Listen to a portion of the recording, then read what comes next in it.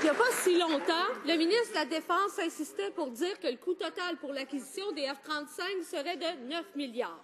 Ceux qui disaient le contraire ne faisaient qu'inventer des chiffres. Ils disaient aussi qu'on n'avait pas besoin de procéder à un appel d'offres parce que le F-35 était le seul possible pour donner le meilleur équipement à nos troupes. S'ils pensent toujours que donner le contrat à Lockheed Martin sans compétition est la chose à faire, qu'ils arrêtent de se cacher dans les jupons de la ministre des Travaux publics, qu'ils se lèvent et s'expliquent.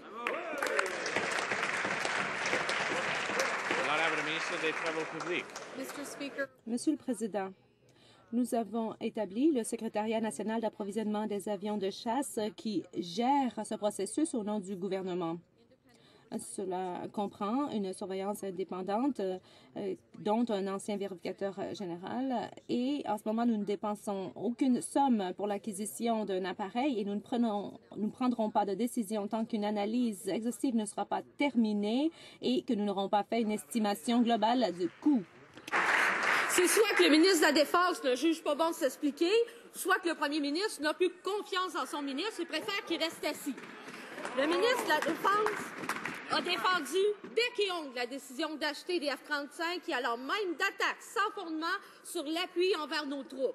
À une époque, le ministre disait que si on ne procédait pas immédiatement à l'achat des F-35, nous serions plus en mesure de défendre le Canada ou de respecter nos engagements à l'OTAN. Le ministre de la Défense et son fiasco des F-35 a été désavoué, mais il est toujours ministre. Va-t-il enfin assumer ses responsabilités?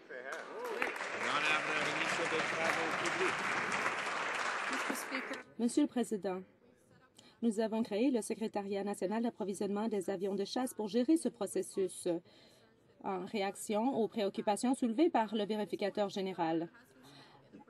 Jusqu'à présent, aucune somme n'a été dépensée pour acquérir des appareils et aucune somme ne sera dépensée tant que nous n'aurons pas terminé notre analyse qui comprend une analyse des coûts et des options qui s'offrent à nous pour remplacer les F-18.